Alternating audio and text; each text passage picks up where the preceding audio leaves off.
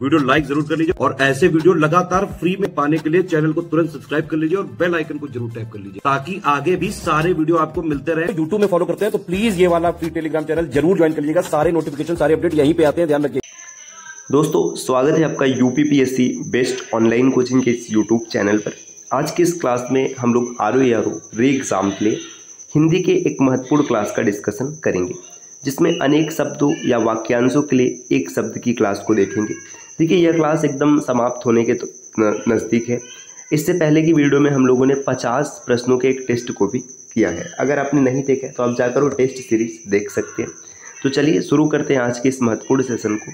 इससे पहले ज़रूरी सूचना यह है कि अगर आप टीम के पेड कोर्सेज को ज्वाइन करना चाहते हैं आरओ के कंप्लीट प्रिपरेशन के लिए, तो आप इनमें से किसी भी नंबर पर कॉल या व्हाट्सएप कर कोर्स के बारे में जानकारी प्राप्त कर सकते हैं। ये ज्ञान सर का व्हाट्सएप नंबर है, आप यहाँ से व्हाट्सएप के माध्यम से भी जानकारी ले सकते हैं। अब बढ़ते हैं आगे अपने क्लास में। देखिए यहाँ पर कुछ महत्वपूर्ण शब्द हैं। जिसने संकल्प कर रखा है उसके लिए कृत संकल्प शब्द का प्रयोग किया जाता है। सर्प के शरीर से निकली हुई खोली इसे कैचुली कहते हैं। आपने सामान्यतः देखा भी होगा सांप की कैचुली। तारों को छोड़कर वीड़ा का शेष भाग, जो तार होता है उसको छोड़ देंगे, बाकी जो शेष भाग होता है उसे कुलंबक कहा जाता है। नेक्स्ट है कुंती का पुत्र, जिन्हें कौंतेय कहते हैं।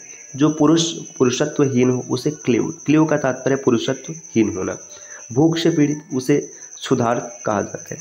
ऐसा ग्रहण जिसमें सूर्य या चंद्र का पूरा बिंब ढक जाए उसे खग्रास कहते हैं। खग्रास का मतलब है एक ऐसा ग्रहण लगने वाला है जिसमें सूर्य या फिर चंद्र इनका पूरा का पूरा प्रतिबिंब ढक जाएगा। वह स्त्री जिसका यौवन ढल गया हो उसे गलित यौवना कहते हैं। गलित यौवना का मतलब उसका यौवन पूरी तरीके से ढल चुका है। गुप्त रूप से घूमकर सूचना देने वाला गुप्तचर कहलाता है। आगे दिए हर पदार्थ को अपनी ओर आकृष्ट करने वाली गुरुत्व शक्ति, इसे गुरुत्वाकर्षण कहते हैं। मतलब हर पदार्थ को अपनी ओर खींचेगा। सर्पों का स्वामी, इन्हें फगिंद्र कहा जाता है। फगिंद्र मतलब सांपों के स्वामी। फल की इच्छा रखने वाला फलेक्षु कहलाता है। आगे चीर निद्रा, जो कि मृत्यु को प्राप्त हुआ उसे चीर निद्रित कहा जाता है। आगे बहुत समय से परिचित, इसे चीर परिचित कहते हैं। चीर परिचित का मतलब है बहुत समय से परिचित है। जो देर तक स्मरण के योग्य हो उसे देखिए चिन्हित कहते हैं। चिन्हित मतलब देर तक स्मरण के योग्य रहेगा। आगे दिए गुप्त रूप से निवास कर रहा है उसे छद्मवासी कहते हैं। छद्मवासी का मतलब है गुप्त रूप से निवास कर रहे हैं। जो कृत्रिम वेश धारण कर लेता है उसे छद्मी कहते हैं। छद्मी का मतलब कृत्रिम वेश धारण करने वाला। पत्थर को गढ़ने वाला औजार छैनी कहलाता है।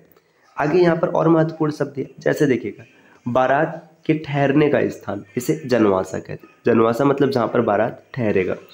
जिसको पूर्व जन्म की बातें याद है उसे जातिस्मर, जातिस्मर का मतलब है पूर्व जन्म की बातें याद रखने वाला। जो चमत्कारी क्रियाओं का प्रदर्शन करता है उसे जादूगर या फिर मदारी कहते हैं। जिज्ञासा करने योग्य, इसे जिज्ञास्य कहा जाता है। जिसने आत्मा को जीत लिया उसे जीतात्मा, जीतात्मा का मतलब है आत्मा को जीत लेने वाला। जेठ मतलब जो पति का बड़ा भाई का पुत्र होता है उसे जेठोत, जेठोत का मतलब जो पति का बड़ा भाई उसका जो पुत्र होगा। अपनी इज्जत बचाने के लिए किया गया अग्नि प्रवेश, इसे जौहर कहते हैं। इतिहास में आपने इसका जिक्र सुना होगा, रानी पद्मावती के द्वारा जौहर किया जाता है। फिर आगे ज्ञान प्रदान करने वाली देवी, इन्हें ज्ञानदा या फिर सरस्वती कहा जाता है। जो ज्ञान प्राप्त करने की इच्छा रखता है उसे ज्ञान पिपासु कहते हैं। ज्ञान पिपासु का मतलब है ज्ञान प्राप्त करने की इच्छा रखने वाला। वह पहाड़ जिसके मुंह से आग निकले उसे ज्वालामुखी कहते हैं। ज्वालामुखी जिसके मुंह से आग निकलते हैं। जो अकारण जुल्म ढाता हो उसे जालिम कहते हैं। आगे लंबे और बिखरे बालों वाला झबरा कहलाता है। झबरा का मतलब है लंबे और बिखरे बाल है। छोटी छोटी बूंदों वाली वर्षा जिसे झींसी कहते हैं। बहुत गहरा और बहुत बड़ा प्राकृतिक जलाशय ये झील कहलाता है। फलों का गुच्छा, इसे झौर कहा जाता है। अधिक देर तक रहने वाला या फिर चलने वाला इसे टिकाऊ कहते हैं। विवाह का संबंध तय करने के लिए वर को वस्त्र आदि वस्तुएं प्रदान करने की रस्म, इसे टीका या फिर तिलक कहते हैं। किसी ग्रंथ की व्याख्या करने वाला टीकाकार कहलाता है। बर्तन बनाने वाला, इसके लिए ठठेरा शब्द का प्रयोग किया जाता है। इसी प्रकार यहाँ पर आगे और भी शब्द दिए, जैसे देखिएगा स्थल या जल का वह तंग या पतला भाग जो स्थल या जल को दो बड़े खंडों को मिलाता है उसे जल डमरू मध्य कहते हैं, या डमरू मध्य या फिर जल डमरू मध्य कहेंगे। देखिए छोटे कद का ये छूट रहा था जिसके लिए ठिगना शब्द का प्रयोग किया जाता है। जनता को सूचना देने हेतु बजाया जाने वाला वाद्य यंत्र, इसे ढिंढोरा कहते हैं। आगे है वह राजकोष, राजकीय धन जो किसानों की सहायता हेतु दिया जाता है उसे तकाबी कहा जाता है। जो किनारे से सटे हुए उन्हें तटवर्ती कहते हैं। ऋषियों के तप करने के लिए जो भूमि उसे तपोभूमि कहा जाता है। जो तर्क द्वारा मान्य हो उसे तर्क संगत सम्मत कहते हैं। जो किसी कार्य के चिंतन में डूबा हुआ है उसे तल्लीन कहा जाता है। आगे दैविक और भौतिक दुख, इसे तापत्रय कहते हैं। तापत्रय का मतलब तीनों प्रकार से दुख है। तैरने या पार करने का जो इच्छुक होता है उसे तितिर्षु कहते हैं। वह स्थान जो दोनों भ्रिकुटियों के बीच होता है इसे त्रिकुटी कहते हैं। आगे शब्द दिया है सत्व रज और तम का समूह, ये त्रिगुण कहलाता है। जिसकी 3 आंखें उसे त्रिनेत्र कहेंगे। शीतल मंद एवं सुगंधित वायु, इसे त्रिविध वायु कहा जाता है।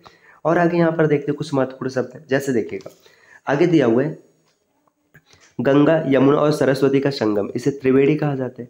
स्तन का घाव, इसे थनैला, थनैला मतलब स्तन का घाव होना। दोनों हथेलियों के टकराने पर होने वाली जो आवाज है उसे थपड़ी कहा जाता है। अनावश्यक मांसल एवं मोटा शरीर थुलथुल या फिर स्थूल कहलाते हैं।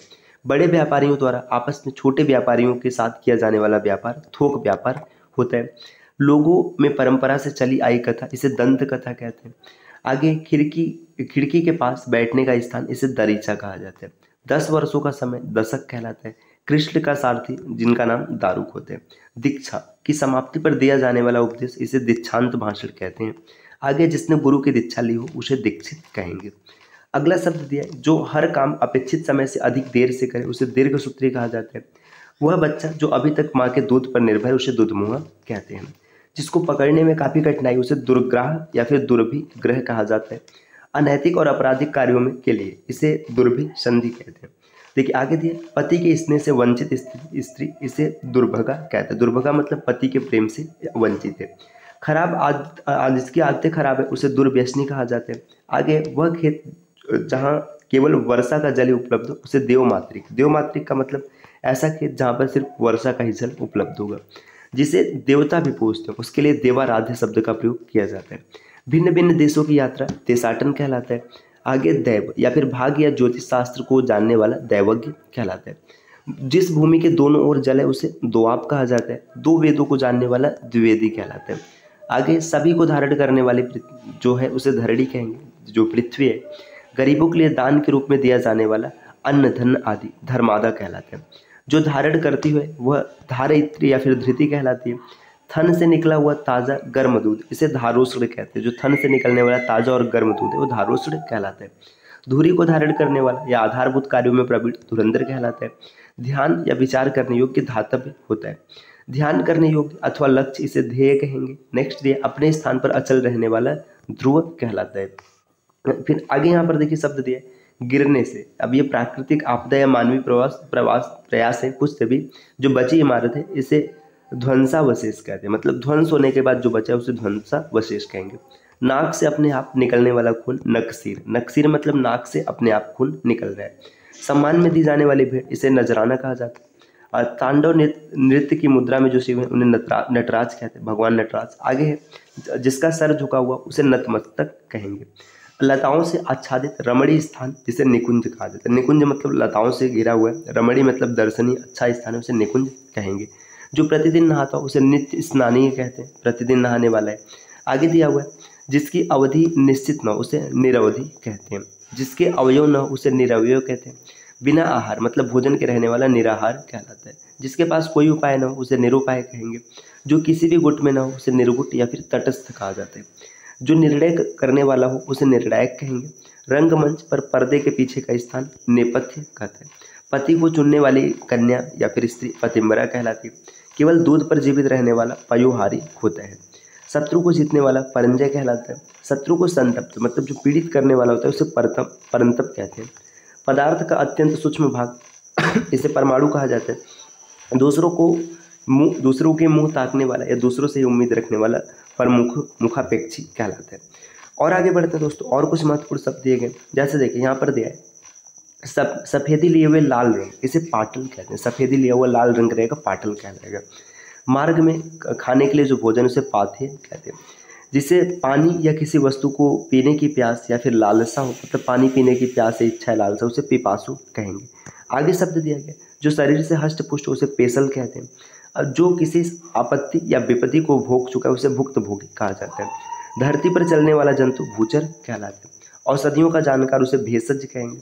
प्रातःकाल गाया जाने वाला राग, इसे भैरवी, जो सुबह सुबह में राग गाया जाता है उसे भैरवी कहा जाता है। आगे देखिए और भी कुछ महत्वपूर्ण शब्द यहाँ पर देखिए, जैसे जो खूब खाता पीता उसे भोजन भट्ट कहेंगे। भूमि का पुत्र भौम मतलब मंगल है। जिसका मन भटका हुआ है उसे भ्रांति चित्त कहते हैं। जिसकी आंखें मछली या फिर मकर के समान उसे मकराक्ष कहेंगे। यज्ञों की रक्षा करने वाला यज्ञ रक्षक कहलाता है। मठों की व्यवस्था करने वाला मठाधीश होगा। मन की असीम दुख मनस्ताप होते हैं। सुख और दुख में समान रहने वाला मनस्वी होता है। जो बहुत ऊंची आकांक्षा रखता है उसे महत्वाकांक्षी कहते हैं। जिसकी आत्मा महान महात्मा कहलाता है। जिसका मूल्य बहुत अधिक उसे महाघर या फिर महंगा कहते हैं। जिसमें अपार जल राशि उसे महोदधि कहेंगे। जिसका तेज अत्यधिक बढ़ा हुआ है उसे महोजस कहा जाता है। इंद्र का सारथी ये मातली कहलाता है। इंद्र का सारथी मातली होगा। केवल मुंह से ली जाने वाली परीक्षा मौखिक परीक्षा। जो रचना किसी व्यक्ति या फिर अपनी स्वयं की हो या नई हो उसे मौलिक कहते हैं। उत्तर दिशा का स्वामी यक्ष, जो उत्तर दिशा के स्वामी ये यक्ष या फिर कुबेर है। बहुत अधिक धनी होने पर भी कम खर्च करने वाला व्यक्ति यक्ष वित्त कहलाता है। जिसमें प्रायः हवन और पूजन देव पूजन होता है उसे यज्ञ कहते हैं। आगे देखिए यहाँ पर कुछ और महत्वपूर्ण शब्द है, जैसे देखिएगा यहाँ पर दिया हुआ है छंद रचना का वह दोष जिसमें यति अपने उचित स्थान पर न होकर कुछ आगे या पीछे ठहरती उसे यति भंग कहते हैं। जुड़वा भाई या बहन उसे यमल या फिर यमला कहेंगे। रंग मंच का जो पर्दा उसे यवनिका कहा जाता है। जौ से तैयार किया गया जल यवारिष्ठ कहलाएगा। समाज को नई दिशा देकर नए युग की शुरुआत करने वाला युग प्रवर्तक कहलाते हैं। समुद्री जहाज जिस पर सैनिक युद्ध करते हैं युद्धपोत कहलाता है। यज्ञ स्थल पर स्थापित किया जाने वाला खंबा यूप होता है।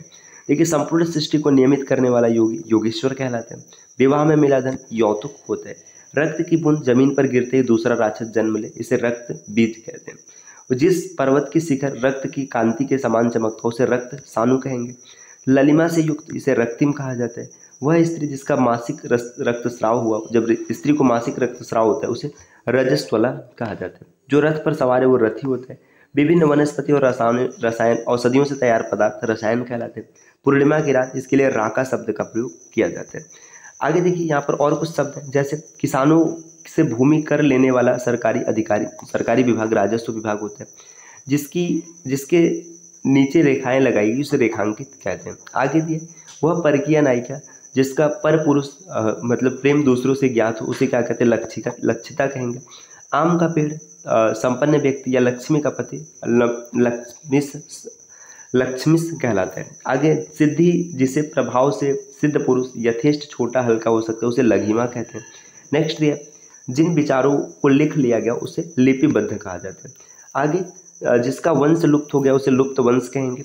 लोभी स्वभाव वाला लुप्त या फिर लोभी कहलाते हैं। जो चाटने योग्य उसे लेह कहेंगे। तो साथियों आज की क्लास रही। इसके बाद अब हम लोग अगली क्लास में जिसे देखकर रोंगटे खड़े हो जाए यहाँ से आगे बढ़ेंगे और उम्मीद है कि अगली क्लास में से पूरा डन भी कर लेंगे, क्योंकि ये 2-3 पेज और भी है तो इसे डन करने में बहुत ज़्यादा टाइम नहीं लगेगा। तो ये क्लास आपको कैसी लगी कमेंट करके ज़रूर बताइएगा। और इस प्रकार के वीडियोस को लगातार देखने के लिए आप चैनल को सब्सक्राइब कर सकते हैं। और आरओ या फिर यूपीपीएससी की अगर कंप्लीट प्रिपरेशन करना है तो आप टीम के पेड कोर्सेज को ज्वाइन कर सकते हैं, जिसके लिए आप इनमें से किसी भी नंबर पर कॉल या व्हाट्सएप पर कोर्स के बारे में अतिरिक्त जानकारी प्राप्त कर सकते हैं। ये ज्ञान सर का व्हाट्सएप नंबर है, आप यहाँ से व्हाट्सएप के माध्यम से भी जानकारी ले सकते हैं। मिलते हैं साथियों आपसे नेक्स्ट वीडियो में कुछ नए इन्फॉर्मेशन के साथ। तब तक के लिए नमस्कार।